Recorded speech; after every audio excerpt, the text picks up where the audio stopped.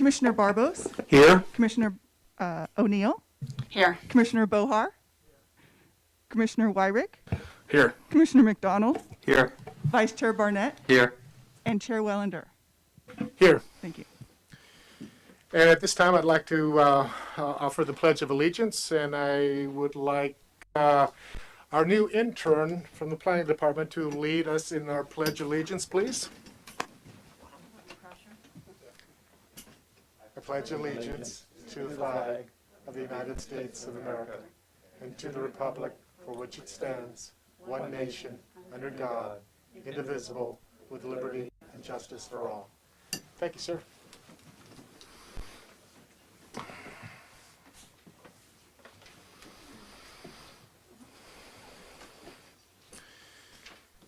So this is the opportunity, if anyone in the audience would like to come forward and speak on an item that is not appearing on the agenda. Please be advised, we'd like to limit that time to 3 minutes. And unfortunately, due to state law, we are not able to discuss or take any action on the topic you might bring forward. But nonetheless, we welcome you to come forward if you desire. Seeing no one at the podium, there are also no one raising their hand on the Zoom. Very good, thank you. So at this time, I bring it back to my commissioners and say you've reviewed our agenda. Do we have acceptance, or would anyone like to make a change? Okay, I don't need a motion on that, right? I can just check that sucker off. Motion on that. Okay, would somebody please? Move to accept the agenda. Second, Second. discussion. Roll call. Commissioner Barbos, Yes. Commissioner Bohar, Yes. Commissioner O'Neill, Yes. Commissioner McDonald, Yes. Commissioner Wyrick, Yes. Vice Chair Barnett, Aye. Chair Wellender. Yes. Thank you. The motion passes unanimously. Thank you. Moving on to item number 6 is late correspondence. So staff, do you have an update? The late correspondence that was received was uploaded to the document center on the city's website. Thank you. We have no consent calendar. There's nothing there listed. So we are going to then move into our public hearing, which is basically a study session. And before we formally get further into it, I just want to give a little bit of a background to this evening, because structure is going to change a little bit, but the intent and the goal is the same.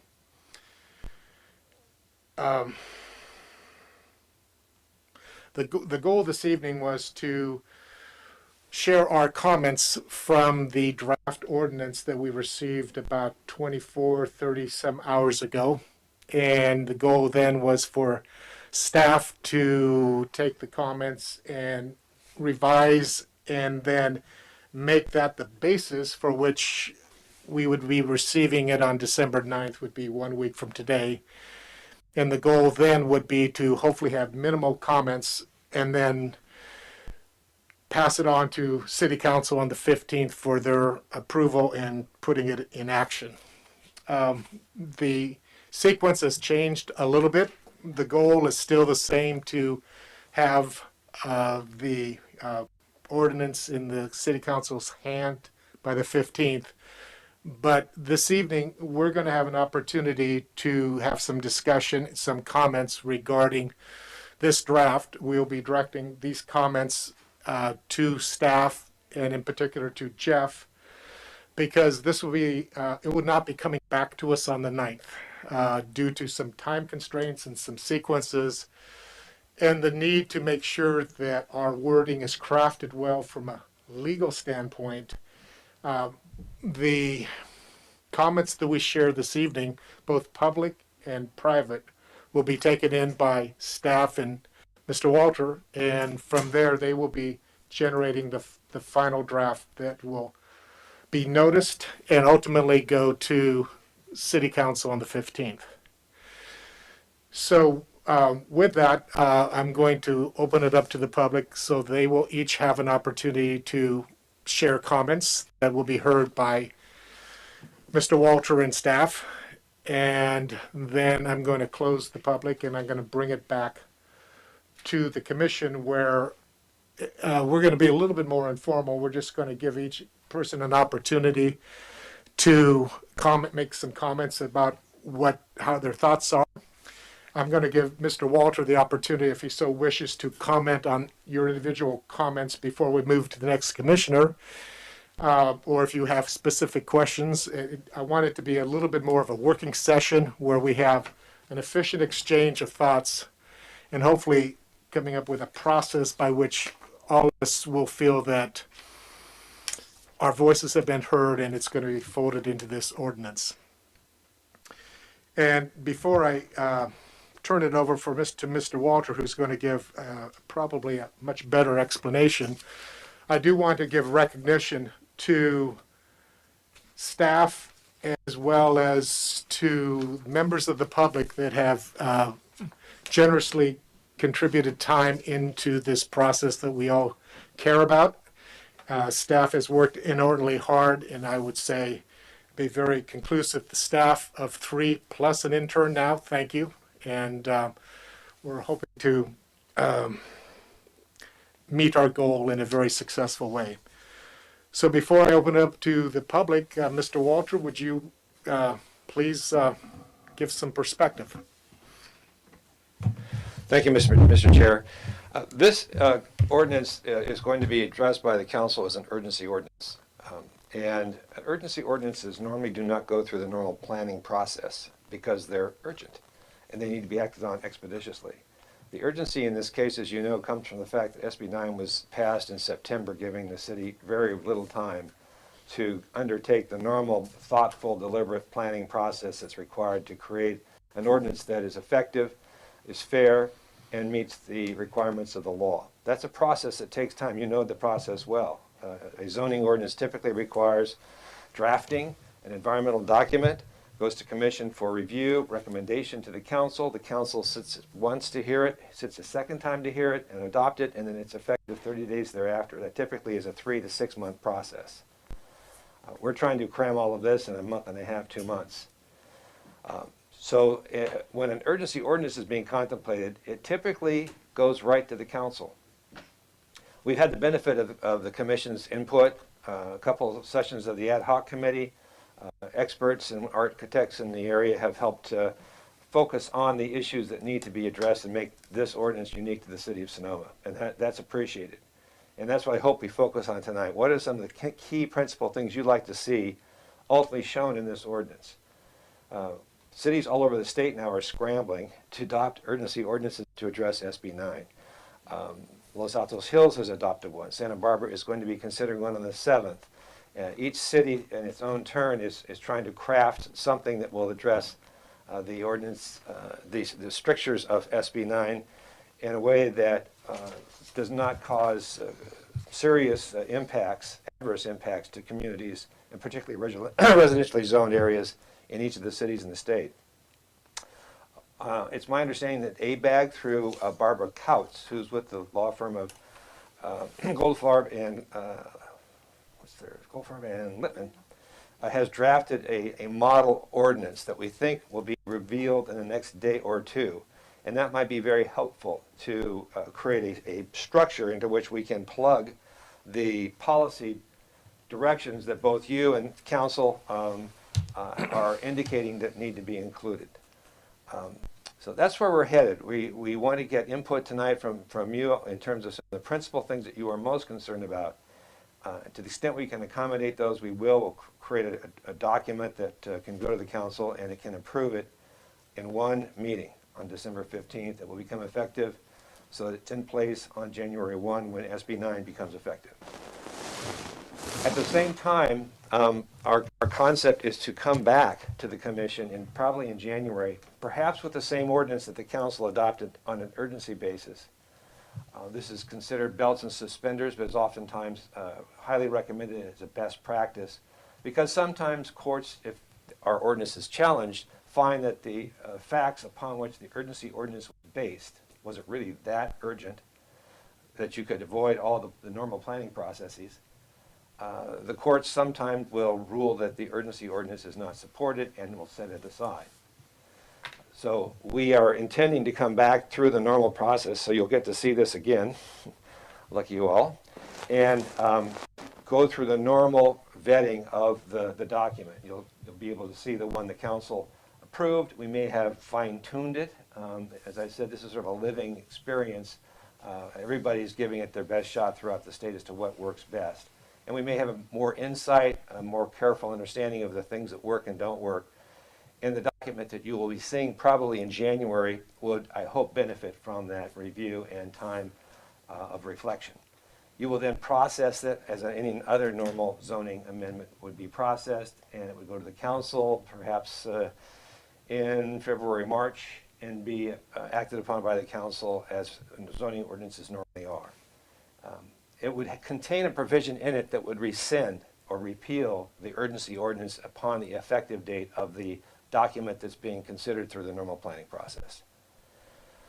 So that's sort of the overarching 30,000-foot view of the procedures we are proposing be implemented. Tonight, again, we want to hear from you as well as the public about what things that you believe are important for us to consider in drafting the document. Thank you. Thank you, Mr. Walter. Before I open it up to the public, does anyone from the commission have questions relative to the process that Mr. Walter just enumerated on? Could I make some remarks? Oh. And sort of introducing where we are and just make sure everybody's on the same page, if the council desires. Just because we have short memories, does anyone have any specifics for Mr. Walter before we let Ms. Tierney speak? We're all good? Please. Thank you. First of all, thank you everyone very much. This is I think a very unique process that we are all going through. And for the benefit of the commission and the public, I just wanted to take a moment to share the perspective of this process. This has been very different than how most zoning ordinances would take place. Over the last year or so, we have been working systematically through addressing these new state laws. The format over the last year was we had an ad hoc committee that was meeting weekly, bi-weekly, and the majority of the work was happening by staff in the committee kind of behind closed doors. Some of the concerns from the public were that they wanted to see more of the back and forth and some of the rationale for the changes and for the language. And so for this process, which is a brand new law, what we have really tried to do is to give ample opportunities for public comment, for the commissioners to participate and have input really early on in the process. So that has some benefits. It also has some downsides. Some of the benefits are that it's been extremely transparent. The Planning Commission has seen numerous drafts. We've had ample opportunities for public comment, for back and forth. We've had work sessions with our architects. Staff has done our best to hear concerns, be responsive to the concerns. This is a very challenging job sometimes. Somebody's home, their private property, is one of the most sensitive topics. And as I was telling Matt earlier, it's, sometimes it's hard not to take comments and criticisms personally, because for our individual residents, it is extremely personal. And so we often think that we're doing a good job. If we've made everybody mad, that probably means we're doing a good job. But, the comments are all over the map on so many of our planning issues. Some people want way, way, way more housing. Some people want everything to stay exactly as it is. And it is a challenge for the Planning Commission to balance all of those needs and try to do what is right for the city. So we had a meeting with our attorney's office, educating the public, the commission. We had additional meetings at the Planning Commission discussing the bill and what the implementation would be on the city side. And on the 18th at a meeting, we brought a very rough draft to the commission, and our approach at that time was, there were no examples to look from. So everybody is doing this at the same time. So normally when you write an ordinance, we look at all the examples, we find the one that we think is the best, you copy paste and you tweak it. That doesn't exist. This is all brand new. So our basis was our existing code and guidelines for multifamily development, which is very, very different from what SB 9 is. And so on the 18th, the approach that we took was a kitchen sink approach because we wanted all that deliberation to happen at the Planning Commission level and we wanted it to be open to the public. We didn't want staff to be making the decisions about what to include and what not to include. So that was a very purposeful, deliberate decision. And staff didn't want to be making those decisions about what to include. We wanted to get that direction from the commission. So we listened to the public testimony, we listened to our architects, we listened to our commissioners.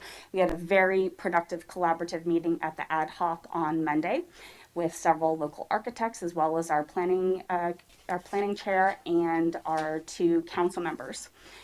Amazing 2-hour work session where we went through a revised draft and kind of had a sprint to the finish to try to get another round of review before going to City Council. As our city attorney mentioned, we didn't have to do any of this process. All of this could have happened behind closed doors, and we could have worked with our attorney and probably had a much cleaner, more polished product that went out to the public. So we all understand that what went out, that was a draft. That was our best attempt to get pencil down on paper and to get something before the commission so we could have, it's pretty unprecedented to have 4 rounds of review for an urgency ordinance by the public. And so I just wanted to share that was the intent. Our intent is to be transparent, to be open, and to be very collaborative. And so we are here tonight with having taken the feedback from the work session on Monday and turned around a work product yesterday. And so that's where that timeline came in. Our meeting started at 3 o'clock on Monday and ended at 5 o'clock. So that Thanksgiving holiday really kind of put a wrench in our timeline. And the comment about the timeline with the 9th is our agenda packets for the 9th go out tomorrow.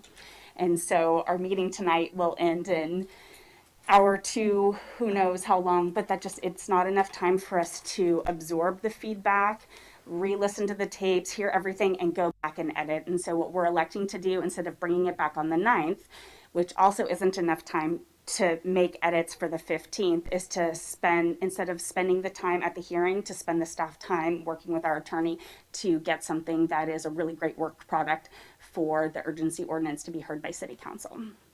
So we're here tonight to go over the latest draft, which again came out of our work session on Monday.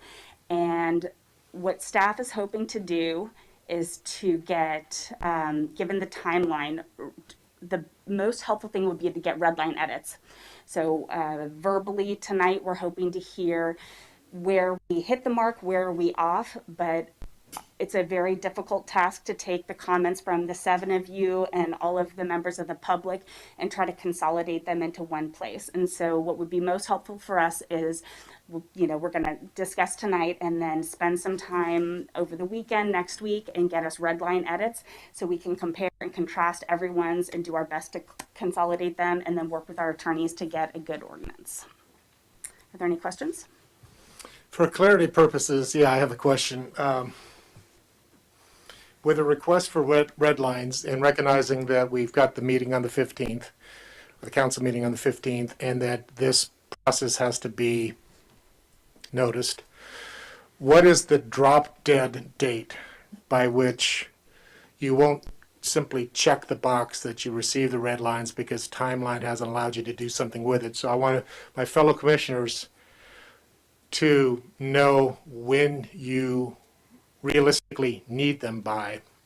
And I also do, though, want to suggest that we will be judicious on our comments, but I also don't want our comments this evening to fall on deaf ears, because some of us may or may not be in a position to do red lines. Yeah, and it's a lot. I mean, very honestly, there's a lot of pages, there's a lot of language, and so I would say by close of business Tuesday, Okay. next Tuesday, Perfect. would be a good deadline. So I know that's we're looking fast. at 2, 3, 4, 5, 6, 7th, right? And then, as our city attorney mentioned, this is an urgency ordinance. We are planning to come back and start the process in January. So this is not a, we have to get it right and then we're never going to look at it again. I mean, this is a brand new law. It's a brand new ordinance. We know it's not perfect.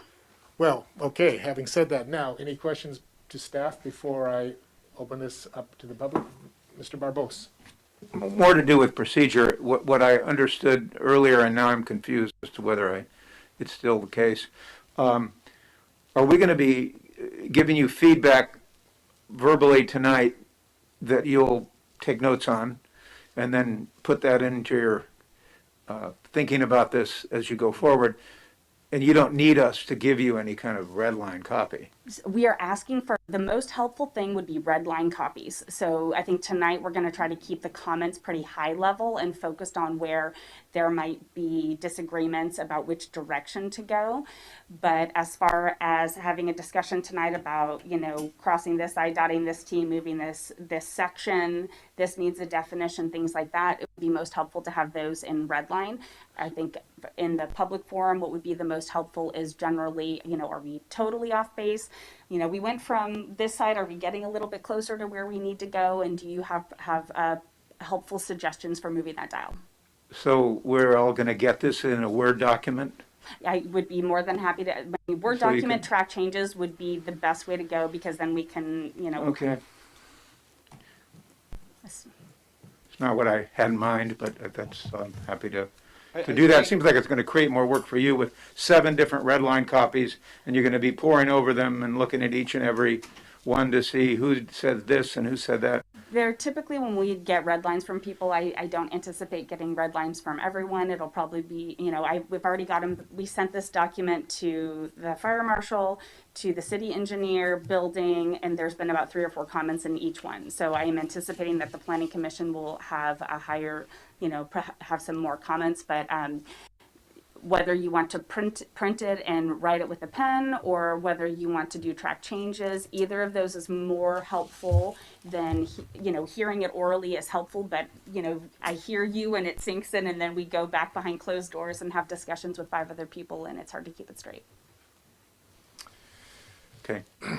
Any other questions? Comments?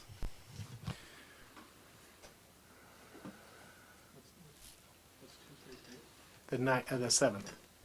So the 7th is our deadline for red lines. Okay.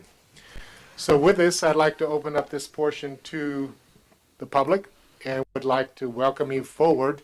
I'm going to change things just a little bit, Wendy, that is conceptually it's 3 minutes, but we'll just kind of count the number of blinks on the red light before we speak up.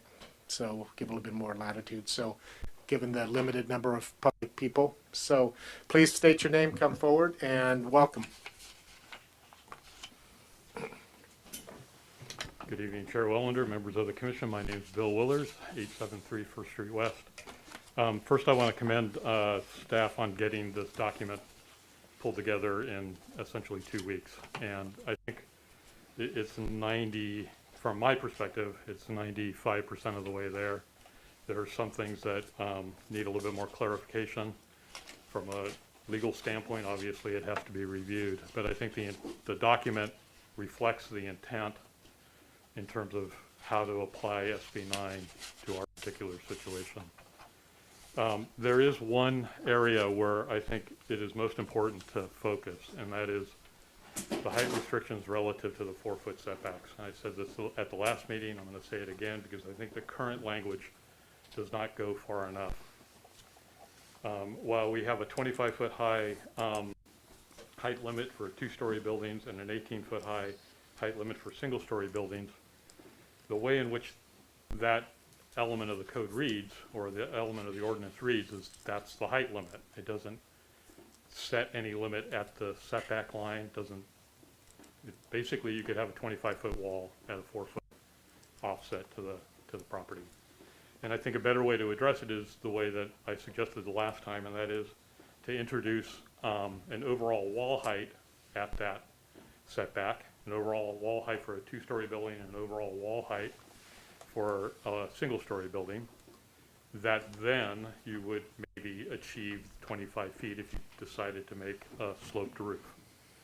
So I would propose that for a single-story that the wall height maximum be 12 feet to the top of the plate from the finished grade for the wall, and that for a 2-story building from the finished grade to the top of the wall, that height be 20 feet. So what that basically does is it sets the height limit for a single-story house at the 4-foot level to 12 feet in terms of its wall, and then the roof would spring from that, whether it's flat or sloped. And it sets the wall height for a 2-story building at 20 feet, whether it's flat or sloped. And then it can go to the maximum height of either 18 or 25. And then the rest of it's kind of cleanup. I think that this image, 1, should be readable, and 2, should be readable in black and white, because sometimes it gets printed in black and white. And I think it's a helpful image. In other words, it demonstrates where you can and can't do this work.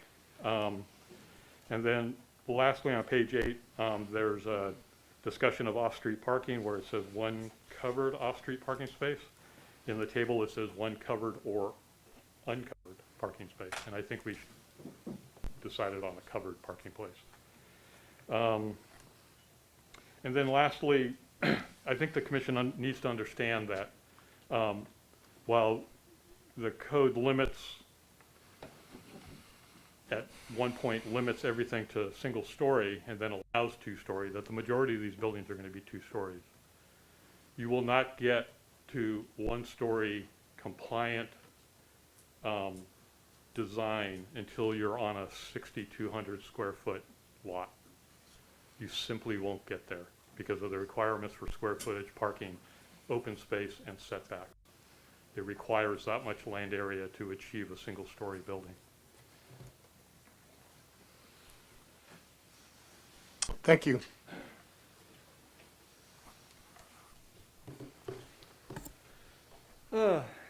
Good evening, Chair, Vice Chair, and Commissioners. I first would also like to thank staff for your effort on this. I know it's a lot, and we're all trying to process this, and we're all trying to get... Excuse me, I'm sorry. Could you please identify yourself? Oh, I am so sorry. I got ahead of myself. Cal Weeks, Generation Housing. We advocate for more diverse and more affordable housing. Could you spell your name? I'm sorry. CAL, and then weeks, like in a month. Thank you. Anyways, yeah, so again, I would also commend you. I mean, it's quite the undertaking. I do have some concerns about the community engagement. I'm still quite discouraged, by the lack of diversity and voices that participate in this process. I understand it was an accelerated process. We had to move quite quickly. That being the case, I'm hoping in the next iteration of this process, as we go into the new year, that this will be more comprehensive in terms of engaging folks, in terms of really making sure that we are inviting folks from all backgrounds. I want to make sure that we are really getting the collective voice, because there have actually already, interestingly enough, been polls that have been generated throughout the state that have demonstrated that SB 9 is not as unpopular as you might think. There is actually a pretty broad swath of communities in the state that are actually very much in interest of moving forward with this legislation. That being said, I do have some things I'd like to highlight. To this point, actually, the 2-story thing, there's just no way it's going to be single story from what I gathered from the city of Snow and the way that you zone your lots. There's no way that can be a single story. And one of the things I still have concern about, and I would, personally like addressed, is first and foremost, I think 800 square feet is way too small. I don't know the last time when you guys were in an 800 square apartment, but if you're there with a partner, it is extremely crowded. There is no storage. And quite frankly, I think placing those restrictions is just unacceptable. I think we should at the very least, be exploring 1,000 square feet. I think at a minimum, that's the only thing that is acceptable. That and the 300 square feet of common shared space per unit, that's pretty onerous. And if you ask me, I think that those types of things are what render these projects infeasible. And the other thing I wanted to actually ask staff, and perhaps you can help me with this, I'm not entirely sure because the language was a little bit unclear, but are you mandating an affordability requirement in this? And can you answer that right now, or? Is that Go ahead. So it was something we wanted to discuss tonight, and going back to your comment about the 800 square feet, one of the kind of guiding principles of this was affordable by design. So I actually do have perspective. I lived in a 290 square foot apartment Oh, for there you 4 go. years with my partner. So There you go. one of the issues that we've been dealing with in the city of Sonoma is we have outsiders coming in and buying second homes. But what they do is they buy a 1,200 square foot house and they demolish it and build a 3,500 square foot house. So one of the voices that we've heard very consistently from our chair of all people as well is smaller is not worse, smaller is good, and really trying to make these affordable by design. And one of the comments, the element about it being designated for deed restriction housing, it's kind of a twofold approach. One is we really are trying to focus on adding to our existing affordable housing stock, and it would be a way for it to help us meet our RENA numbers. Now, an 800 square foot apartment or duplex is probably going to be pretty affordable anyway, but it was a concept we wanted to put out there and do it in this fashion where it's a work session to have the discussion about whether or not it was something that resonated with the community. Fair enough. I'm the first one here that's going to say, let's build more affordable housing. I want more affordable housing. I think we all do. It's a crisis. We all know this. But I mean, looking at the building cost, looking at where we are in terms of property values and how much it costs to build, I don't see it ever penciling out that we can build something that small with affordability requirements. I don't see that happening. And frankly, I'm not here to be in opposition, to antagonize you guys. I'm here simply to let you know that, when it comes to the housing element, which is going to be a big process that we're currently undertaking, that I have concerns, deep concerns, that Sonoma will not meet their RENA numbers. And there are far-reaching consequences if you don't. I mean, we're talking about a significant amount of loss of funding from the state, and they're coming after you now. That's why they instituted the Housing Accountability Unit. And so that's more of a word of caution, I want to let you know that this is going to happen. I know you're already educated. I know they already presented to you about this, but I just want to, I would be remiss if I didn't flag it for you again. I do have additional comments, but I'll save those if I can ask one thing. Is it possible that the staff can also, that the public can also by Tuesday submit a red line document or additional comments? Absolutely, that'd be wonderful. And the intent of SB 9 is to generate affordable housing in our city. So that is our whole focus. Agreed. That We is need more where missing all middle of this housing. was, but having somebody build, 2,400 square foot residence that could then be used, for friends and family to come and stay and not I permanent totally- stock. yeah. So that's totally where all that's understand coming that. from. The issue is, though, I mean, again, is some of these onerous, requirements that you're building into this, pun intended, have the effect, again, of potentially rendering a project infeasible. And I don't know about the legalities of this. I mean, typically in my experience, from what I remember, and you could correct me if I'm wrong, an urgency ordinance is enacted when there is an adverse effect on the community. I don't see the adverse effect here. I mean, if it was a fire, yes. If it was a drought, yes. But, the drought, multifamily units are typically, more water resistant. There's a lot of evidence. All in there if you wish me to, but. Thank you. And I will follow up with additional comments. Thank you very much. I have three comments coming from the chair. One, the correct quote from the chair was smaller can be good. And then item number two is I think that, as was expressed by staff, there has been a number of hearings, and these hearings are noticed. They are in the paper, and I believe we're doing a pretty good job of noticing.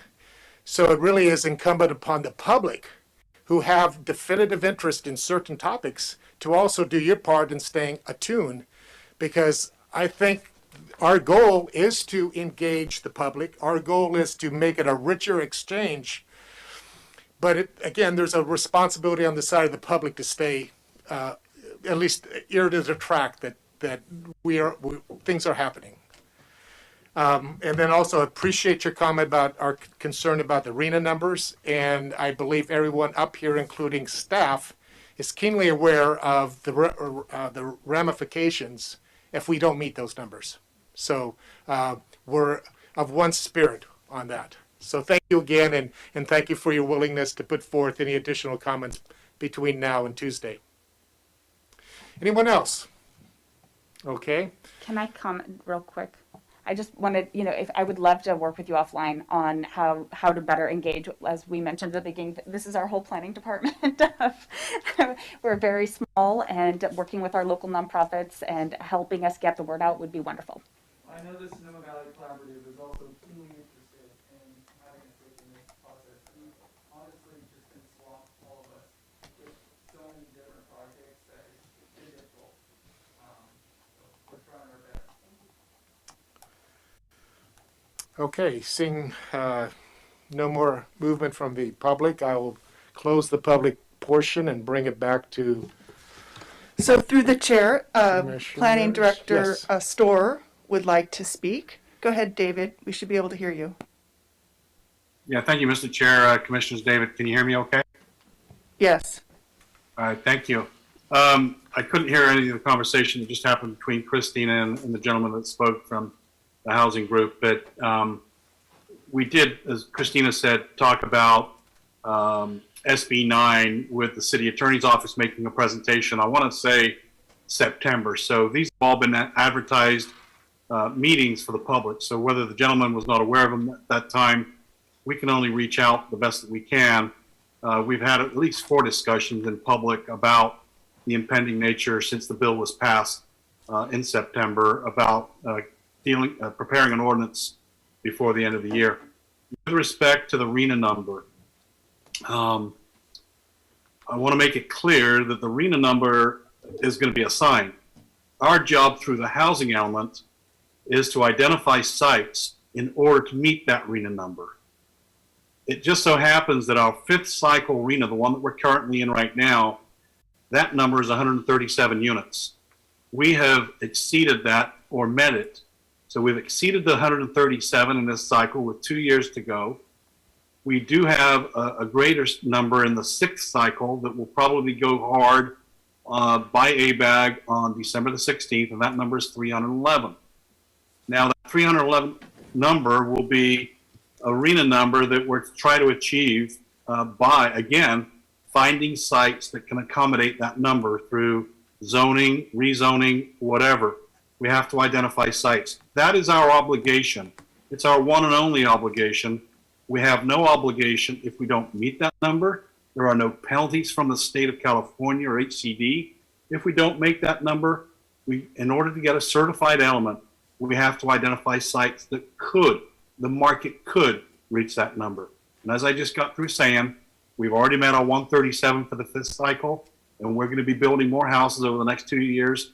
We'll exceed that by a lot. Not millions, but we're probably already 30 units north of the 137. And we haven't reported 2021 yet. We'll do that by April the 1st of next year. The point in bringing that to your attention again is there are no penalties. We will not get a certified housing element if we don't find adequate sites in which to create, to find those 311 units. Thank you, Mr. Chair. Thank you for sharing your perspective. Sure. Yes, sir. You're going to make our comments, and I'd like to raise my hand. You started off, please. Thank you. I just want to thank David for the clarification on the RENA numbers. There are a number of people who have been very vocal in the community about the RENA numbers, implying in their comments that the city of Sonoma builds houses. We don't build anything. We did many, many years ago, got into a lot of financial trouble because of it, but we haven't built anything in many years. And I think it's an improper implication to indicate that the RENA numbers are a dictate as to the city's responsibility to build homes. It's our responsibility under RENA, as our planning director has indicated, to zone and otherwise work with evidence that we have parcels sufficient to meet the RENA numbers. Now, I would say to Generation H and others in the community who are advocating for affordable housing, and in my time in public service, I was pleased to be able to help create a considerable number of affordable housing units that were approved by the City Council when I was on it. That was a byproduct of funding. And until and unless the City of Sonoma has sufficient funds to contribute to affordable housing, it won't be built in any large scale. Doesn't matter how we zone it. We could zone everything that we, going forward, to end up with zoning designations that would far exceed the RENA numbers in terms of affordability. But unless the City of Sonoma has money to put on the table, significant money, we're talking millions of dollars, it won't happen. It's never happened, and it's never going to happen in the future. So that's just the simple reality of it. And I would ask, as I have asked before, the advocates for affordable housing to identify funding sources for the City of Sonoma to accumulate in its Affordable Housing Trust Fund the monies it needs to be a player in the acquisition of land and the subsidy of the housing, and to place the attention on RENA numbers instead of the attention on generating revenue sources is misdirection and a waste of time. Insofar as specific comments on the ordinance or urgency ordinance before us, Mr. Willers has touched on most of the things that I wanted to touch on, having to do with height. Currently, the language says single story only, second story shall be prohibited, and then it goes on to talk about how you can build a second story. So I've suggested and passed out a piece of paper with an alternative approach to the language, which is to place it in affirmative terms, which is to say a single story unless the new subdivided lot is less than 4,100 square feet, in which case 2 stories are permitted. The 4,100 square feet is simply a calculation based on our current other language in this ordinance that pertains to the open space, the driveway space, the parking space, and so forth. If you add all that up, you're going to need 4,100 square feet to put 2 single-story units on a piece of property. That means the initial size of the parcel, if that's 40%, is going to have to be a very large parcel, and I don't think we're going to find that happening very much. With regard to the affordability issue, I'm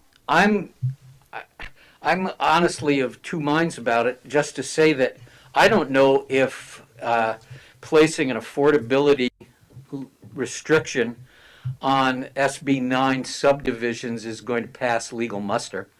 I'm assuming this is part of the review that Mr. Walters and other attorneys consulted on this matter will determine. I think that if I understand the law, if the restrictions on development of a property are too severe and make it financially infeasible, a property owner could claim such restrictions constitute a taking and that they need to be compensated for the loss of the value and use of that property. But I'm not an attorney and I can't speak to what would be challenged or what would not. Otherwise, I find what's been drafted to be generally good, and given the time constraints, I'm really pleased with what we've ended up with. On the other hand, it's unclear based on Mr. Walters' remarks as to what I should be expecting on the next round of this, because he made reference to what sounded like a draft model ordinance that may be coming out, and I have no idea what that may or may not contain. I think the 800 square foot size limit in Sonoma has been intended to reinforce the affordability intentions of SB 9 overall, and which the state has seen to neither fund nor include as a mandate in its provisions itself. And so this was the city of Sonoma's attempt to do what it can to make sure we don't end up with a 2,400 square foot units that either sell at market rates or rent out for $3,500 a month. So with that, I'll pass it on. Thank you. Thank you. Mr. Walter, just two questions. One is, do you have any casual comment about the ability to mandate affordability or not from a legal standpoint? It's currently being debated amongst municipal lawyers up and down the state, so there's no clear answer. But SB 9 favors affordability. As you know, you cannot touch a site that has, for example, rent-controlled units on it. That's exempt from SB 9 treatment. Or if there is a covenant that restricts rents, that site also is exempted from SB 9. So there's already a leaning in favor of affordability and affordable housing for sure. It's trying to preserve affordable housing stock. So that argument then would lend one to believe that more affordable housing would be also something that SB 9 proponents and the authors of that bill would support. Making every unit affordable, not clear about that. So Okay. it's an unclear question. There's Thank no you. answer to that. And my follow-up question, just to you, because I'd love some clarity. This model that is being possibly proposed by ABAG, and given your perspective on what we're immediately doing to the 15th, but ultimately doing in the new year, would it be a commissioner's value to, upon receipt of that, have staff distribute it ahead of time, so knowing that here's the model from ABAG, and if we're going to do fine-tuning into the first quarter of 2022, that it would be a viable resource? Here's what I predict will likely happen. I'm not sure we can wait for ABAG's model. I'm talking about this part 20 in 22, Oh, not, 220. not the urgent. No. But if we're going to collaborate, both public and commission, in what you would call the refinement bill, suspenders or whatever, and Larry, Commissioner Barnett brought up the question that you had mentioned the model. Would there be value to us between now and the first of the year to at least have it in our hands to know what this model looks like? Absolutely, we can send that to you, and we will also include a note whether we used it. Great. And then, so to that, if I make sure I've been heard correctly, I would love to request staff that once it becomes available, that be distributed to the commissioners. So I'm a simple guy this evening. I'd like to just go down the table if that's possible. Mr. Barbos. Could I ask a couple of questions here to help me respond to some of these issues? Each of you, to the extent you wish to respond to them, would be great. The first issue is the height. It's structured that says only single story, and this is, well, no, not really. You can have 2 stories. The ordinance didn't specify what criteria would allow you to be building 2 stories. Mr. Barnett has suggested a 4,100 square foot size or less, or more. Less would allow a developer then to go 2 stories. I'm not sure how that works with an 800 square foot limit. Can you build a structure with 800 square feet that has 2 stories? I don't know that. Yes, the 41. Use your microphone. Thank you. The 800 square feet, the 4,100 square foot was calculated to accommodate 2 stories. If it's less than 4,100 square feet, it would be unfeasible. So you would have to go to 2 stories, which, if I understand it correctly, SB 9 categorically allows. So you can't prohibit 2 stories. But what you could do is say that you must go, at least the idea here is you must go 1 story unless the size of the subdivided lot threshold is less than 4,100 square feet. Now, I should add that, as I said, the 4,100 square feet is an aggregate number, which includes the two 800 square foot units of 1,600 square feet, plus 300 square feet common space, plus the room for the driveway and the covered parking. So when you add all those together and the 4-foot setback, you end up with a subdivided lot size of 4,100 square feet. And these are calculations that you've done on your own? Well, done it with the assistance of architects, yeah.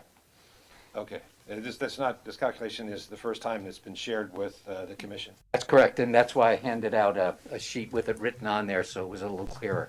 Okay. And if I could comment, so the intent at the meeting was for the primary focus of a homeowner to be a single-story unit, given the size and the just the characteristics of the lots where this applies. That we're in the low-density residential zoning district. We already have a house that's pretty much at that 20-foot property line. So in most likelihood, we're talking about something that's being built in the rear yard, 4 feet from a property line. And so if we allow outright 2 stories, that's really going to be kind of looming into somebody else's backyard. And so what we were trying to do, what the ad hoc was trying to do, and the team that met on Monday, was to really try to promote single stories as much as possible. The bill has a provision that we're required to allow up to, to a minimum of two 800 square foot units on a parcel. And so in the case that you can't do that with single stories, that's when the 2-story would be allowed. The question, though, is what makes you not able to do it?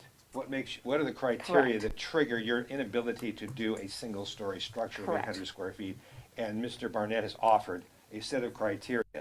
Is that the criteria the commission is endorsing, believes is appropriate, or are there others that would be equally satisfactory to the commission? Well, let me just say that, this is just pure mathematics now. There are some lots of odd configurations and shapes, and I don't think we can come up with an ordinance that accounts for every possible variable because some lots are not rectangular. There may be some guidance here. SB 9 already has a provision that says the local agency shall not impose objective zoning standards, objective subdivision standards, and objective design standards that would have the effect of physically precluding the construction of up to 2 units, or that would physically preclude either of the 2 units from being at least 800 square feet in floor area. Right. Would that construct be sufficient to cover your scenario? Meaning, could we tie it to the application of objective zoning standards, such as the setback, such as the other criteria that would be otherwise applicable under your ordinance? If those applied to a given site physically precluded a single-story structure, then under those circumstances, 2 stories would be allowed. Yes, and that's at the heart of this 4,100 square foot proposal, because it adds up the setbacks, which is 4 feet, the open space that is currently required under the ordinance, and as the Generation H representative spoke to, the 300 square feet of common space is, for lack of a better term, an arbitrary number. It could be 250 square feet or 200 square feet, but It's the certainly fact, objective. it is, but we've come up with objective numbers, and you add them together, these objective numbers of the standards for the width of driveways and the parking requirements of 10 by 20 feet and turnaround space for the cars and the parking requirements and so forth. You add all these pieces together and it comes up to 4,100 square feet. Okay. The criteria that I'm coming up with. Or maybe, because there's going to be other sites that don't have 4,100 square feet, or they're triangular shaped. That's correct. So it may, in other instances, compel the ability to do a 2-story structure. Yes. Okay, got it. So I have creek setback area, that's gonna be a big one. Front setback, 1 parking space. Right now we have minimum 20-foot driveway, 12-foot wide, and then the open space. Is the commission generally receptive to the notion that we've just been discussing, that single story is the preferred or the mandated approach unless application of objective standards would physically preclude a single-story structure? Is that satisfactory to the commission as a group? I would say yes from. I had one comment at the last public hearing. It had to do not so much with height and whether or not a single story or 2-story would be permitted, just that we could look at limiting the square footage of a 2nd story, creating an objective standard saying that if you had a an 800 square foot structure, you could only half of the square footage could be on the second story or something like that. So that reduces, in the sense, the impacts, visibility and privacy. That's just another idea. I don't know if that's something that we could explore in the future, but it's another objective way of being able to mitigate privacy and light and air issues. We did talk about that at some length at the ad hoc meeting, and where we tried to work it in is in the table, and we were aware there's some discrepancies between what's in the table and what's in the text. I was kind of trying to mush things into two different places. Where did it go? So the thought was to limit the uses on the second story to be bedroom, bathroom, things like that, and try not to have living space up on the second story, so people aren't having, you know, parties and roof decks and things like that kind of looming into somebody's backyard. So that's sort of the analysis and discussion that happened at the ad hoc. Oh, well, that also is it makes sense. It's another way of protecting privacy. I'm just in terms of height and light and air was more why I was thinking of that. We also discussed. It's just an idea that we could explore in the future if Yeah, we're worried about second story structures. I think it's really going to be a great topic for the regular ordinance, you know, with the, you know, when you start looking at, you know, where does SB 9 apply, who's actually going to want to do it, and how can you fit it on these properties. We felt that the likelihood of this situation happening where we're going to have this second story is going to be, you know, we feel like we have some more time to flesh out how to address that issue. Okay, thank you. Mr. Walter, did you have any more comments before I move on to Commissioner Barbos? I do. Dealing again with the height. Maybe we could focus on height just for a second here with all the commissioners weighing in on the height issue. The height is measured from natural grade. Is that a term of art? Is that defined in the zoning code, natural grade? Should be. If Industry. it is, I'm totally okay There's a with difference it. between natural and finished grade, and I'll give you an example. I'm sure the planners know this, is that the natural grade is when a topography map is submitted with an engineering plan that shows the existing conditions, and the elevation is set. And that elevation is set, and usually it is I believe that we're not supposed to change or modify the grade or increase the height of any structure. We're supposed to keep the existing topography the same, is my understanding with the subdivision code. So you would be basing the height on the existing conditions on site to establish height. And there's several examples in this community. I think some of you all are aware when things were built and neighbors and people were very concerned because the structures seemed quite higher than they were supposed to. And that was because the properties were, one, the grades were raised, and two, the foundations themselves, which appear to be a 6 or an 8-inch foundation, an engineer recommends 24 inches or 20 inches, so the structure naturally gravitates much higher. And so these are things that we need to be concerned about if we are establishing height. And one thing is certain and standard, and that is the existing grade. Anyone else like to speak to the heights? Yeah, can I just answer the city attorney's question? So 1940-040 is the section that outlines how we measure height, and in here it does say finished grade. Finished grade Yeah, there doesn't seem to be a definition in the code. of natural grade, Either one. either one. Although, are all height limitations in our zoning code measured from finished grade? I think there might be an exception for hillside. And you know, I used to work in Marin County all the time, so Marin So County, that needs- so we many were. we need to make this Yeah. consistent with how we measure height and Well, other structures in the This, zoning code. okay, two things. One is this is a concern because based upon what Commissioner McDonald just shared, that if we have some living, breathing examples that are that appear to be too large because of the fact that there was site manipulation.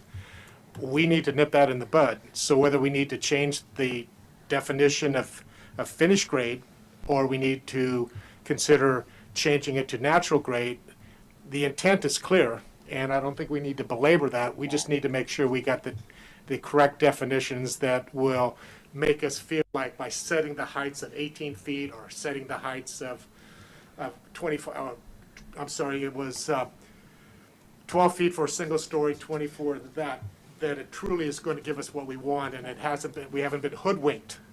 And so that's critical. I don't think there's a huge issue with that kind of an issue in the city of Sonoma. I dealt with this all the time in Marin when you have a hillside and you're cutting into the hillside. Sonoma is pretty flat.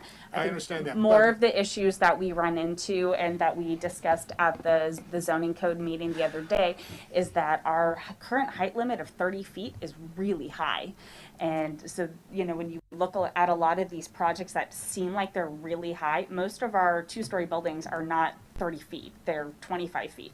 And so when we do have a 30-foot building, it feels really big. Well, that's something that we need to revisit and possibly change. And so that's one of the issues that we've tried to address with that 25, with the 18-foot height limit for single story, because if we used our regular zoning code standards, you could have an 800 square foot, 30-foot tall building. Well, okay, so we need to red flag that for future discussion. But the other part, and I agree with Commissioner McDonald, there is, in my experience down through the years, site manipulation. Site manipulation oftentimes is driven by trying to skirt around certain regulations.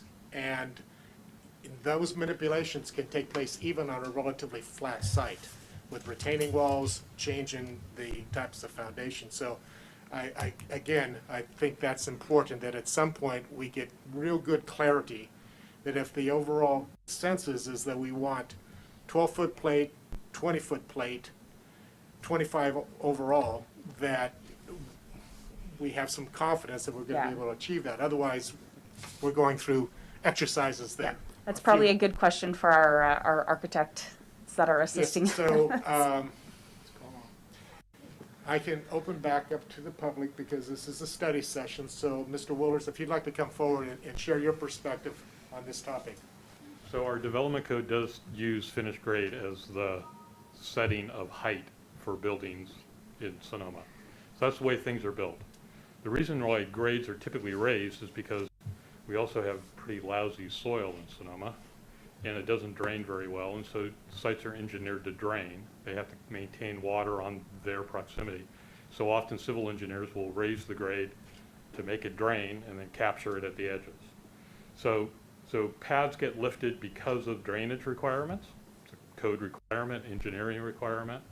They're not necessarily being done to get a better view. I think there's probably a way to address that, is language to say you shall not raise the grade other than for. But the finished grade establishes the place at which the foundation must rise above and the wall must sit on top of. There's a code limitation on how close the wall can be to the ground. That sets the standard height that's either 8 inches or 18 inches based on the floor construction that you're doing.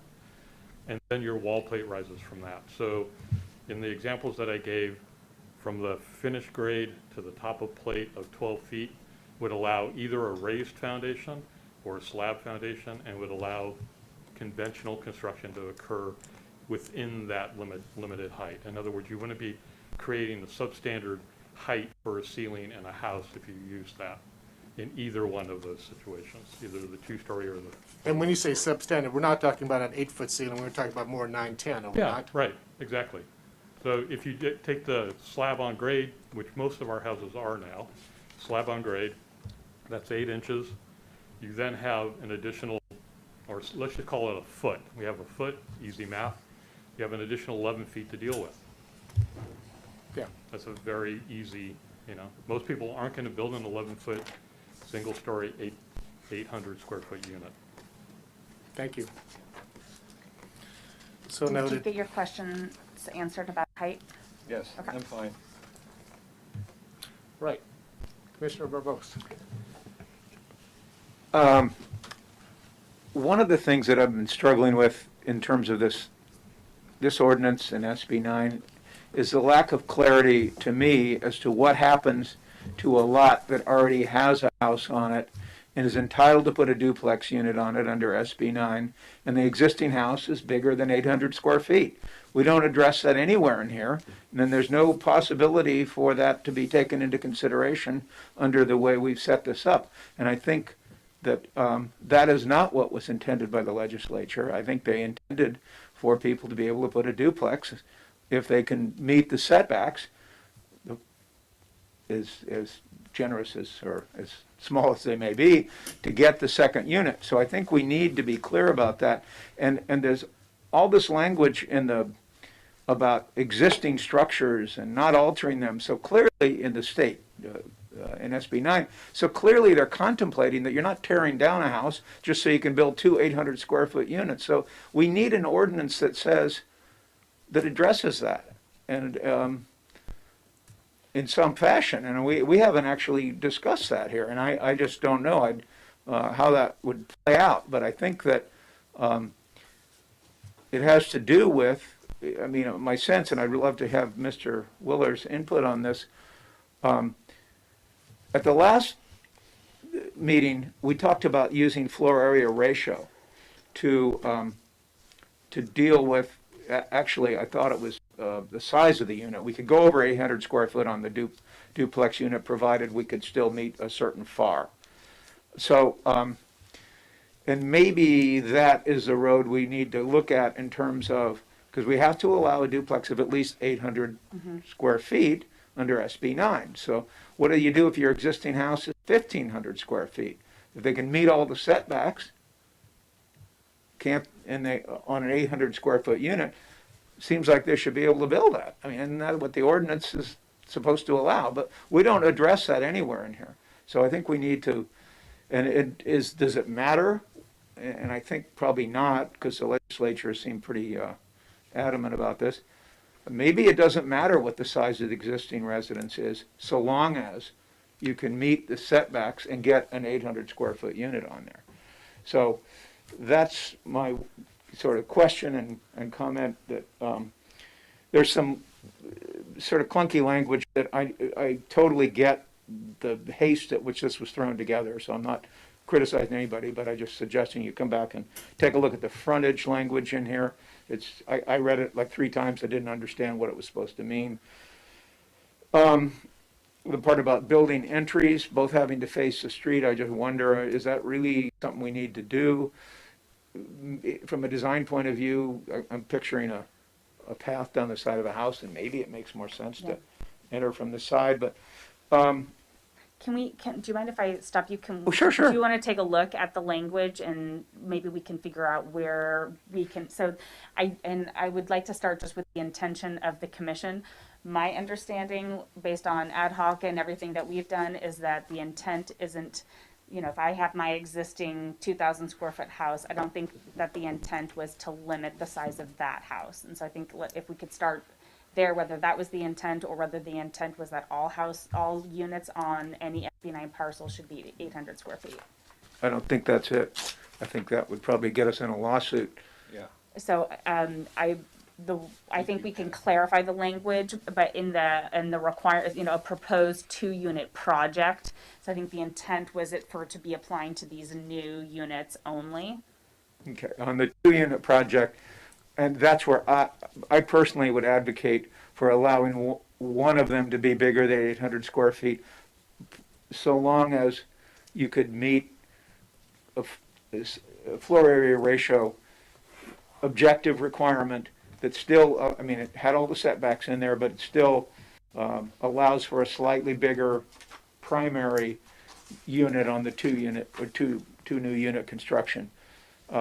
Which would speak to the generation housing guys' comments about allowing slightly bigger houses. The other thing I'd like to say is about the affordable. I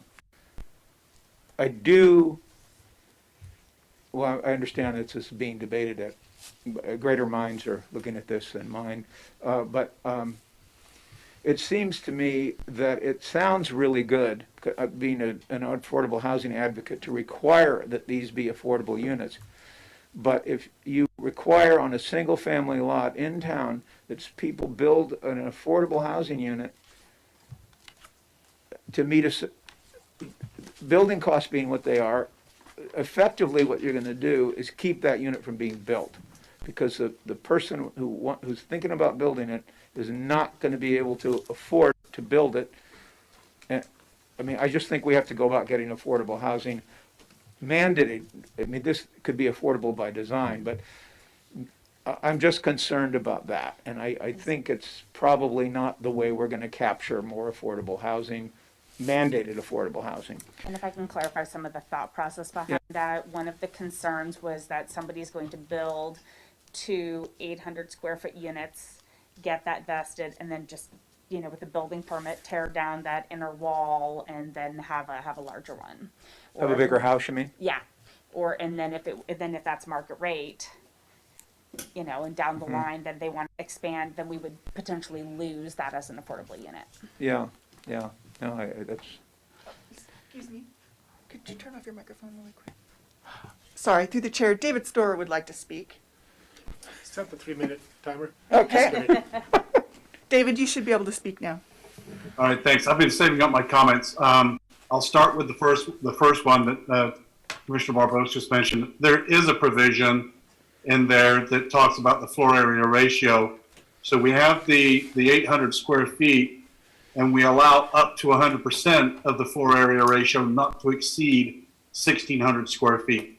And we did talk about that component. So Christine, if you can find that, it's either in the table or it's in the language, but we did provide for the ability to go above the 800 up to 1,600 square feet based on the floor area ratio of the respective zone that you're in.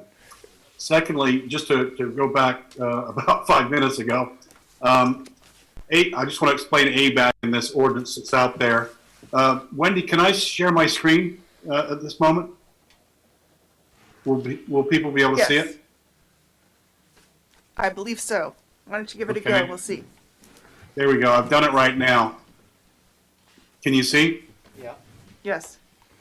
Yeah, so today I actually made a call to the consultants that are working for ABAG.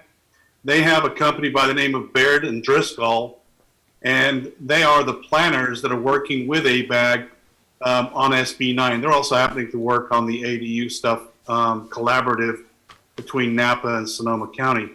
But that aside, when I talked to their principal manager this morning, I asked him specifically about the timing of when item number 5 will be available in December. Earlier this week, I participated in a webinar, and the attorney that's drafting the ordinance with Baird and Driscoll for ABAG that Jeff mentioned previously, Barbara Katz, she works for Goldfarb and Littman, and it was announced a couple of days ago that that would be right here on this website for ABAG at abag.ca.gov, either on Thursday or Friday of this week. But it's not an urgency ordinance, it's the sample implementing ordinance that we would be looking at perhaps. But maybe it will even be of benefit to us now in this urgency situation. But like Jeff said, we can't wait around too long for this. So when I spoke to him today, he said, legal counsel for ABAG has it. It's not gone public yet. So the minute it goes public, hopefully before we have to hit the execute button for the city council, that could be a benefit to us in the short term and also certainly in the long term. The irony is the last one here on that list there, you'll see guidance on RENA assumptions for SB 9. HCD is also doing a technical advisory on SB 9 with FAQs for us. And that, ironically, is going to be in the first quarter, well after the law has gone into effect. Thank you, Mr. Chair. Thank you. Could I ask a question of David? Sure. Is he still there? David, I'm looking at your table. It's not in the text of the ordinance in the table. And it reads 800 square feet or up to 100% of maximum FAR not to exceed 1,600 square feet. Does that pertain to an individual unit or the two on, or two? What does This would be any one.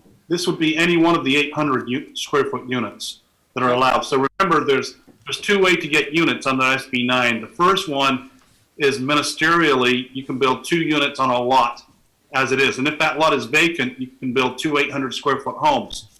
Those 2 800 square foot homes could go up to 1,600 based on FAR, or however you want to mix the size of those units. Each of them can go to 1,600? Yes. So what happened to the 800 square foot limit? It doesn't apparently that doesn't exist. There's exceptions. It only unless based on this floor, a lot of places won't be able to make the FAR.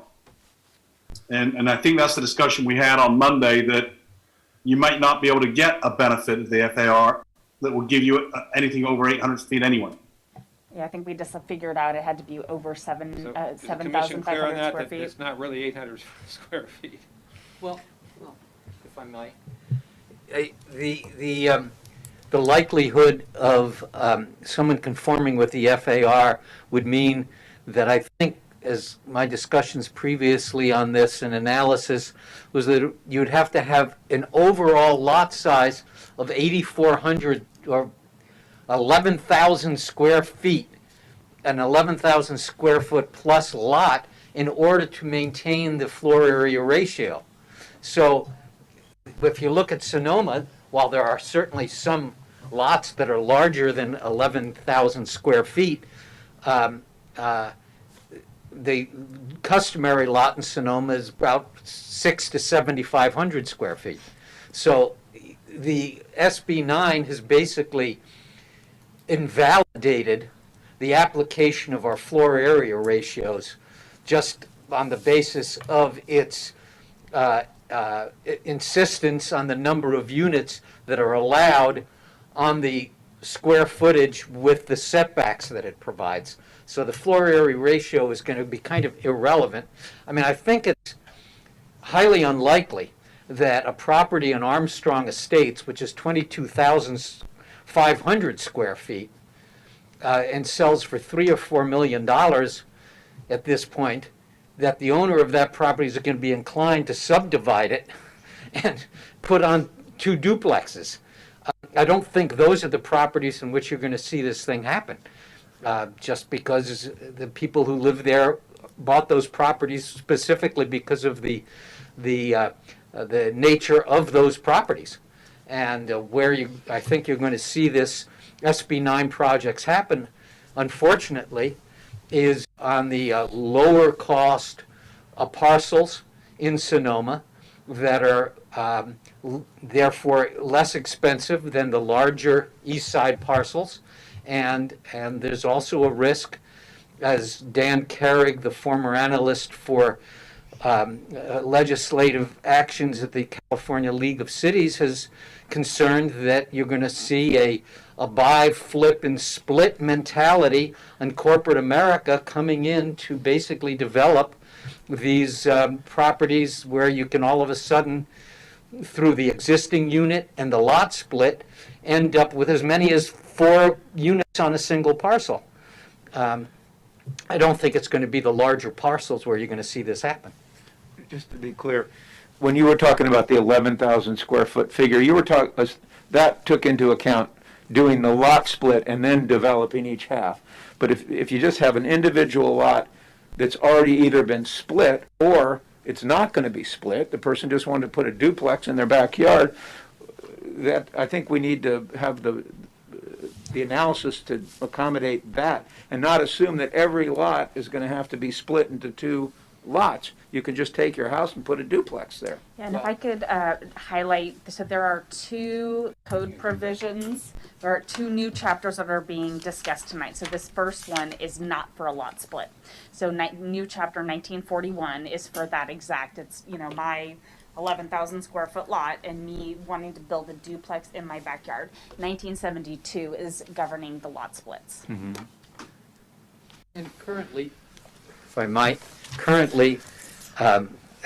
a property owner can apply for a use permit to build a duplex without splitting their lot. I mean, that's in the code already. It doesn't fall under the SP 9 provisions. But it will be easier to do now, Why? presumably, because it's ministerial. No, not if someone wants to not split the lot.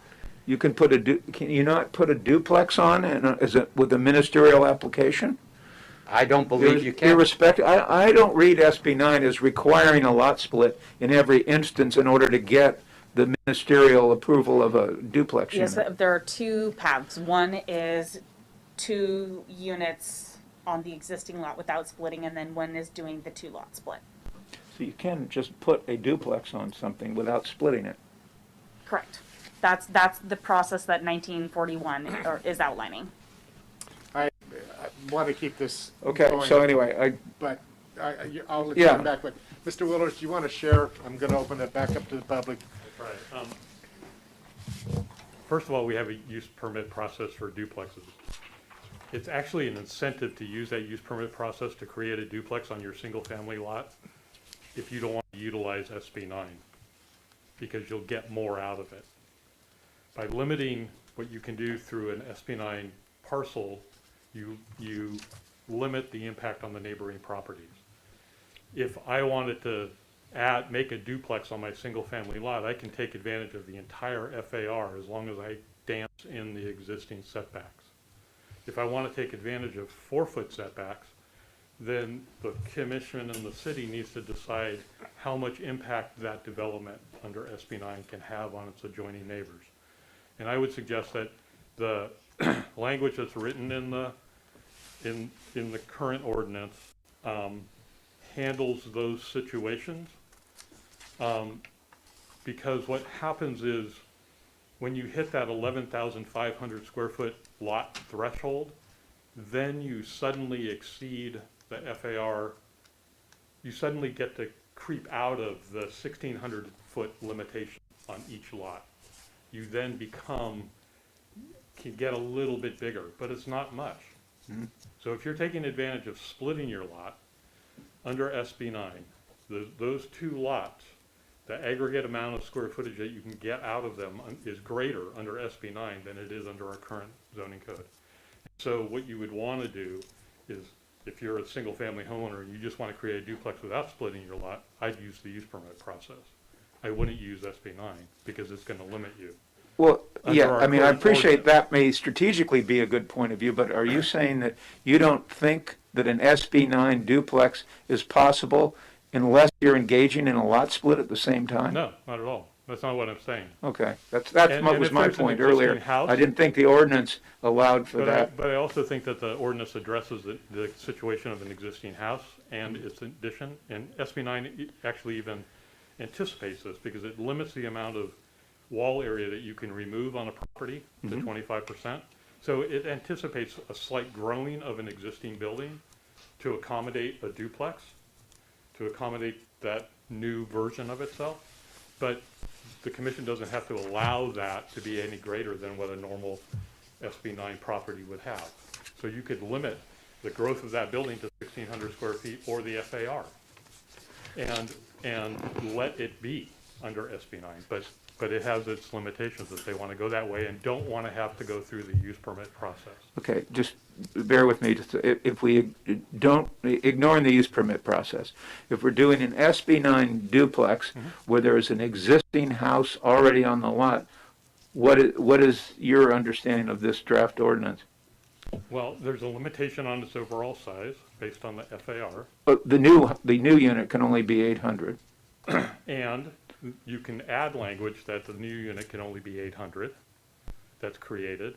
But I would say that there's a limitation in terms of square footage under the current ordinance, and that you would have to operate within that and create a duplex that has a minimum size under SB 9 of 800 square feet, has a maximum in our ordinance of 800 square feet. But if you're dividing an existing house into 2 units, it doesn't really have any impact on its neighbors. So I would, an example is, what you might want to do is if you want to divide an existing house without changing it, you're allowed to do that no matter what the square footage is, minimum 800 or whatever. Under with the use permit process. If you want to add on to it, then the new unit can only be 800 square feet. And the existing unit can stay be as it is? 2,400 square feet. But the existing house can stay as it is? Yeah. So you got a 1,200 square foot house and you could add an 800 foot As square long as foot you're duplex within the FAR unit. of the Okay. zone. I'd like to go ahead and continue, but I have a question for Mr. Walter. The intent was that we were going to just go around the table and share individual thoughts and comments based upon the review of this draft that they received 24 hours ago. The thought then would be if you are creating a list of specific bullet points that you want to then bring back and say, is the consensus of the commission on wall height or on whatever? From your perspective, would that be an efficient way of capturing what you're trying to capture? Yes, let's proceed with that. Let's go commissioner by commissioner. I'll make notes and we'll come back and get a sense of the entire body on the comments that are made. Thank you. I'm done. Okay, Mr. Bohar. With my limited experience in design, I'll make more general comments. Last week we talked about particularly the architects talking about the scale and massing as it might affect the context of the adjacent buildings in the neighborhood. And I was very enthused about that. So when I read the draft today, I still had the feeling that we should be discouraging these second floors on these units, or at least make it challenging so that it was necessary. But now I get the impression from Mr. Willer's first comments that that's not feasible really, and we're squeezing them down in the beginning too much. If we made it challenging to get a second floor, then that's probably not practical, I suppose. Is that I don't want to ask that question, but that was my feeling. Generally, I like the document. I was very grateful for the professional, public, and private advice that went into this thing. Regarding the affordability, without considering some of the comments made tonight, a couple of things that I liked about the affordability, it discourages the speculators and the commercial interests from getting involved in this. That was a concern of a number of people here in the commission. And it also it discourages other commercial users to get in and try to take from the building industry to take advantage of the situation. So I don't know whether what kind of balance could be had there. So I think those are my comments. Thank you. Thank you. Ms. O'Neill.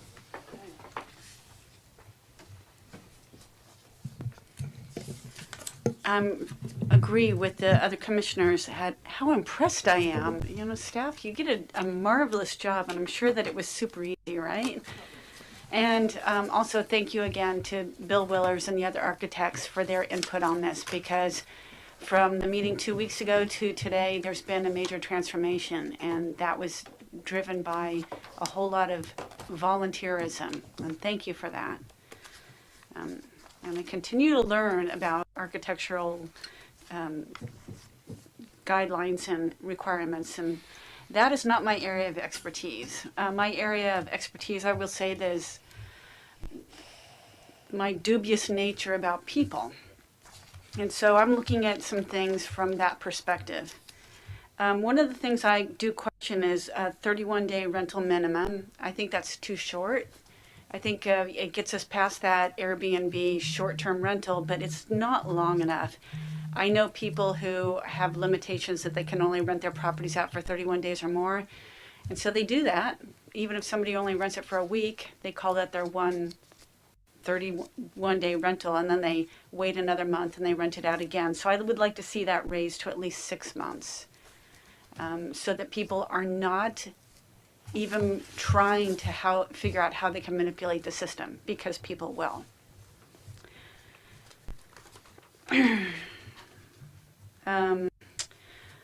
The owner occupancy issue. The owner shall intend to occupy this property for the next 3 years. People lie.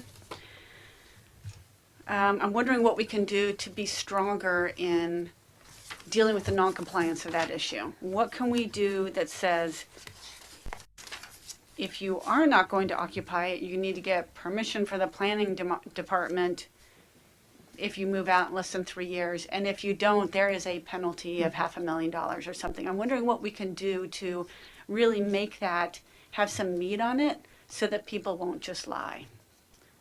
Okay, Can I comment on that? sure. Just before I forget other things, yeah, that was a very similar theme at the zoning code ad hoc. And where we ended up is it's so vague and ambiguous. And so for the urgency ordinance, that's the language that's in the bill. So our plan was, unless our attorney has some suggestions, kind of put a pass on that and rely on the fact, as with everything else, that it's probably not going to be hopefully not a commercial developer coming in. What it's going to be is, Steve wanting to do a lot split so his son can move back and live there with his family or something like that. I think that's really what I'm seeing and hoping is going to come out of this bill. Well, I would hope so too, but I don't trust people. Well, and that's one of the lovely things about that affordability clause is it kind of helps Yeah. with that as well. So I hear you what you're saying, and I realize that this is going to come back to us again in a non-urgent manner, and we can deal with it at that point as well. But I'd like to put that on the table, that is something I would definitely appreciate, something stronger than I intend to occupy this property. If I could respond to that just quickly, the Okay. law probably will not permit that to be done. The law, SB 9, provides specifically, quote, "A local agency shall not impose additional owner occupancy standards other than provided for in this subdivision on an urban lot split pursuant to this section." So it basically says you get your 3-year affidavit, and that's pretty much it. Can we add a provision that says if you've signed this agreement and said that you're going to occupy this property for 3 years, that you can't then apply for another one under less than 3 years? No. It says no other condition can be imposed. That's That means unfortunate. no. It means no, nothing. Could we add something to the effect that should someone move out sooner than 3 years, it will be assumed that it was done in bad faith unless they can prove otherwise? And if so, if it was done in bad faith, then a penalty would apply. We're not establishing any other condition, we're just saying, if you lied to us in the first place, and moving out is going to be assumed to be proof of lying, then unless you can prove something came up, like you got sick, you got transferred on your job, or what have you, that it'll be assumed that it was fraudulent. No? I don't think so. I don't think the intent, this is a very weak requirement. You sign a paper that says you intend to be there for 3 years, and there's nothing in the ordinance, rather the SB 9, that goes on further to say, well, if you lie, or if you're untruthful, or if you violate that promise, then X, Y, Z. Yeah.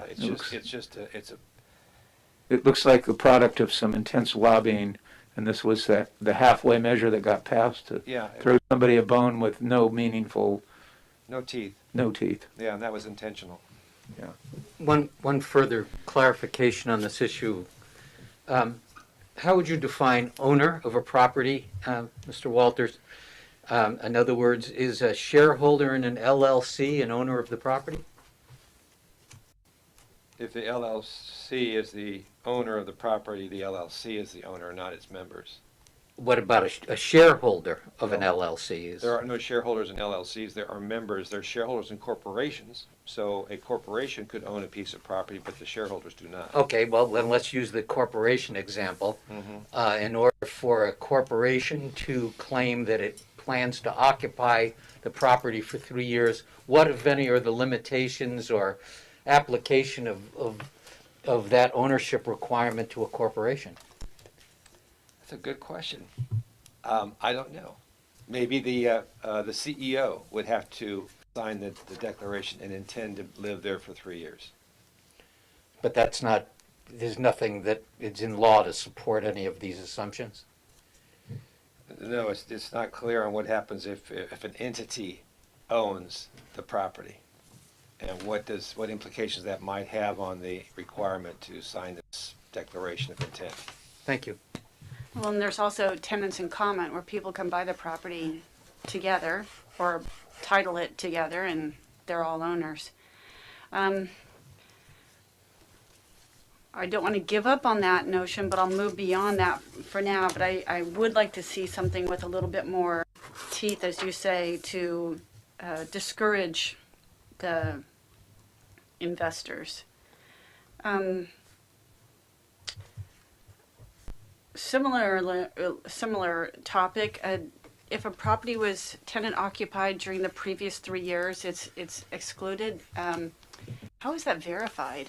Is there a process for us to actually know that the property was tenant occupied by the previous 3 years? And how easy is that to manipulate? I mean, somebody can easily say, oh, I didn't rent it out. How are we going to prove that it wasn't rented? How do we know that it was tenant occupied? Offhand, usually what we'll do is look at the homeowner's exemption on file and whether it was a primary unit or not. That's a really easy measure. But if it was a second home or anything, then we're not going to know. Yeah. Yeah. Yeah. I Unless think they that's a can hard one. unless they can document, you know, if Yeah. they. I mean, we can certainly put that in there as a requirement, but I think it's just going to be a really tough one to verify in any way. I know that the hillside residential zone is not included because you have to have a use permit.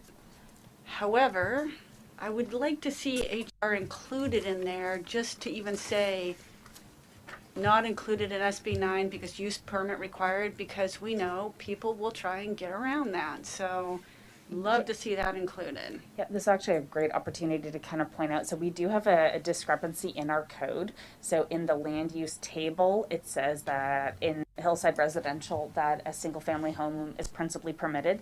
But then when you get into the hillside ordinance, it requires a use permit. Okay. So in our interpretation section of the code, it states that where there are conflicts, that the more restrictive provision prevails.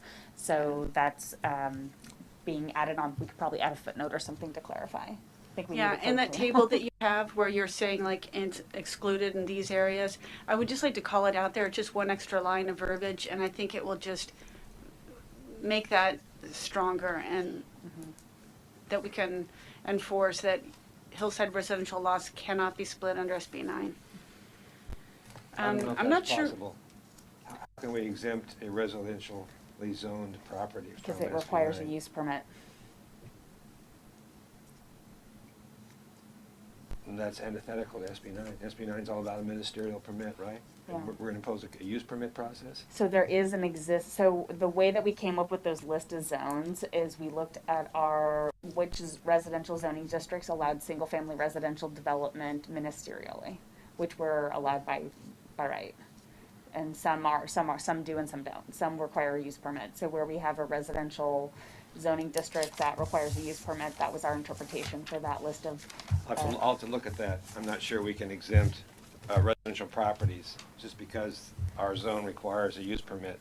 Yeah, it's tricky the way that the bill, what it calls it is single family zones. Is that what it is, Larry? Well, we don't have single family zones.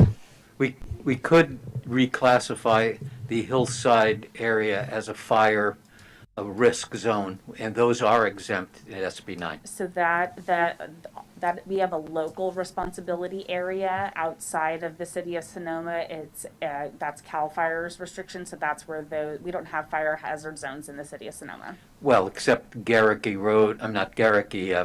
4th Street East and up to Brazil Street, to me, would easily qualify as a heavily forested fire risk area. Yeah, that would be our local fire district would have to take that on and map their areas. And I think that's worth exploring, so let's just put that on our honey-do list for next year. Okay. All right, I'm almost done. I do want to see the inclusion of Bill Willer's comments about within the 4-foot setback to have the wall height limited for the single story to 12 feet and for a 2-story to 20 feet. I would like to see plate height. I would like to see in our code somewhere the definition detailed for the natural grade versus the finished grade so that we can, again, avoid people that will manipulate it. And then lastly, I'm not sure I understand why we would want to exclude flag lots. Not that there's going to be a ton of them, but I was just not sure about that. Okay, That's a great discussion if we want to have that. okay.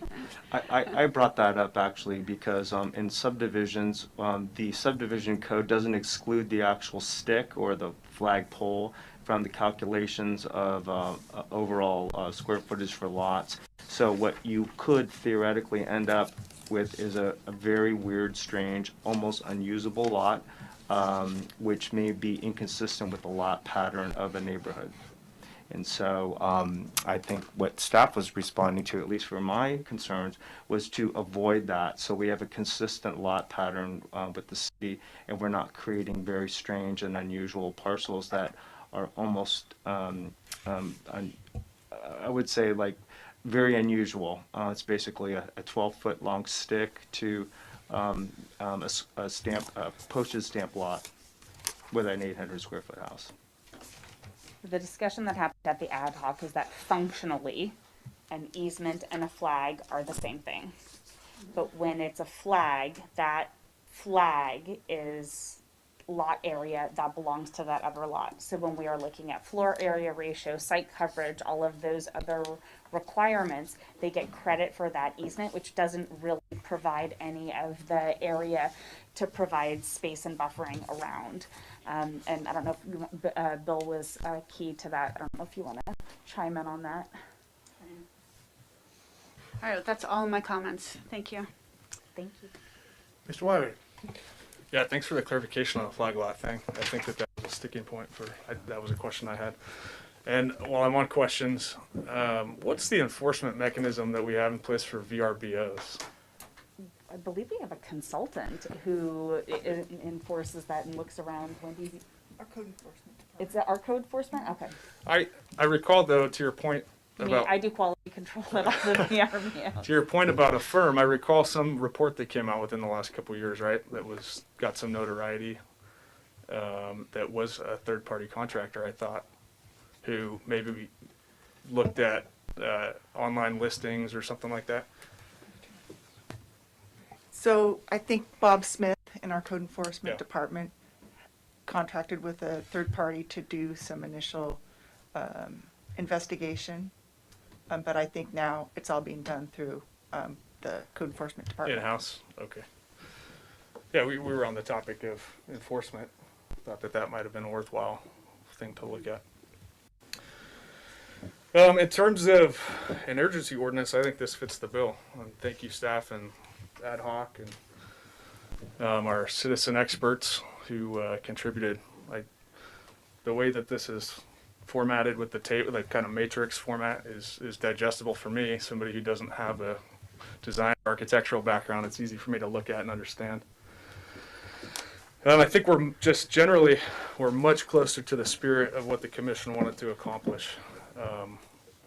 We got rid of a lot of that nuanced design elements that many of us objected to. I'll reiterate, I'm a big fan of the 800 square foot maximum standard. I live in 990 square feet with 2 adults and 2 kids and 2 big dogs, and it's workable. I think my only addition would be to Mr. Willer's point about the wall height at setback. I think that makes a lot of sense for me. Instead of an overall, staring a 25-foot monolith in the face, overlooking your backyard. The affordability clause, I'm a fan of. I think it, as was already mentioned, dissuades some of the commercial interest from coming in and objectifying, for lack of a better term, these neighborhoods.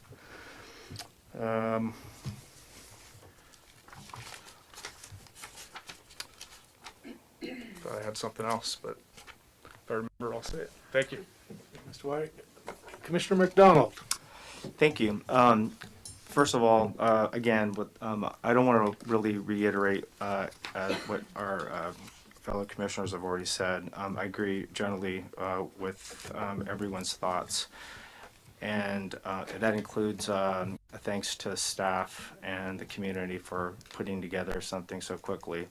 I do like the idea that we will be coming back again to revisit this. And I also have a feeling that when we do this, we will also be able to look at more objective design standards for residents that are created by this. I gave the director some objective design standards for multifamily that ironically, Barbara Kautz, who was the director of where I worked with her on developing those, and I'm glad to see that she's still a planner after all these years. My only addition, my only last comment and addition, it has to do with open space.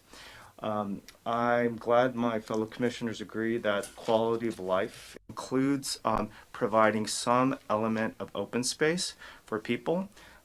We kindly forget the fact that many people don't have access to large spaces, or they don't have time for taking their children to parks. And also when you're living in higher density developments, the ability to have access, immediate access to some type of open space is really important for quality of life.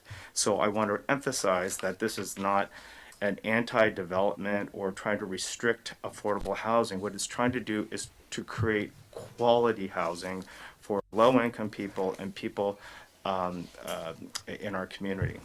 And one thing that I would like to do is add that as part of the parcel map, that we add language that requires that we identify on the map where that open space is.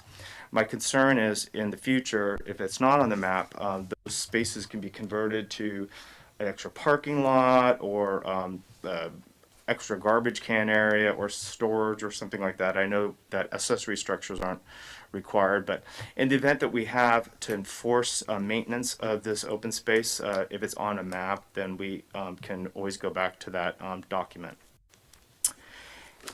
So those are my comments. Thank you, Mr. McDonald. I have very little to add in terms of the from the review of the draft.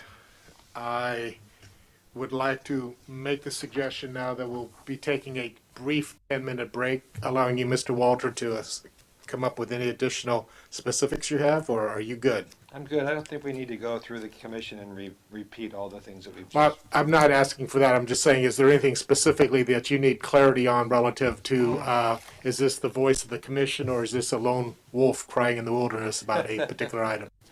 I don't think so. I think, Okay, good. I think we're set. We're only 50 minutes over my goal, so I don't want to, again, preclude anybody's opportunity making any further comments. So with that, I'm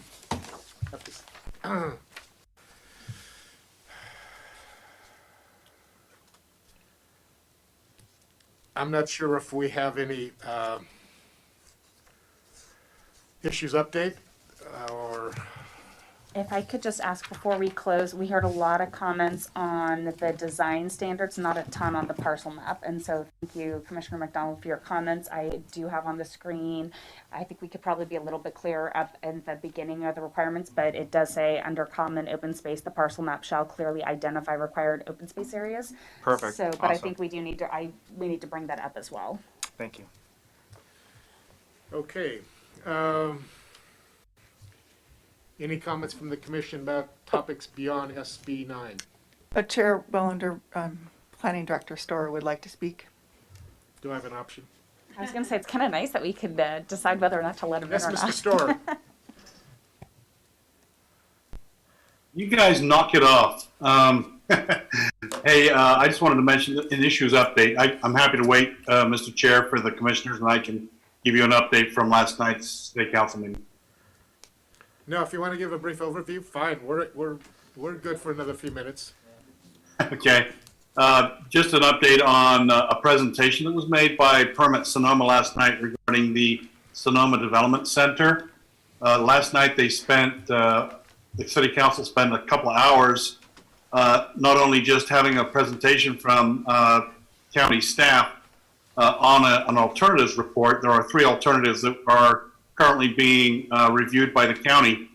The city council also took a lot of public input, mostly from residents outside of the city limits. But I think at that point, the city council will be preparing some comments, I think, with staff to present to the county at some point in the future. So if you have a spare couple of hours, that would be an interesting video to watch regarding the actual presentation. The first 35 minutes was from the county. I thought that was very informative. So if you want to just watch that presentation, that'd be a recommended thing to do. That's all I have, Mr. Chair. Thank you. Mr. Storer? Can I make a quick comment before we close, if that's Yes. where we're headed? I just wanted to take a moment and express my gratitude for all of your time and effort. I think the public doesn't see sometimes, you know, we come up here, we talk for a couple hours, but there is a whole lot of work that goes on behind the scenes. And I wanted to say a huge thank you to Bill Willers, as well as Michael Ross and Robert Bauman, and to our council members, Bob Felder and Kelsa Barnett. Having their expertise and time and energy has just really made this collaborative process a really fun work experience. So now hopefully our city attorney can clean it all up and make it legal. Jeff, any other comments? No, thank you. It's been very helpful. So I'm coveting a motion. Move to adjourn. Second? Second. Thank you. Have a great holiday, everybody, if I don't see you. Likewise. before. Likewise.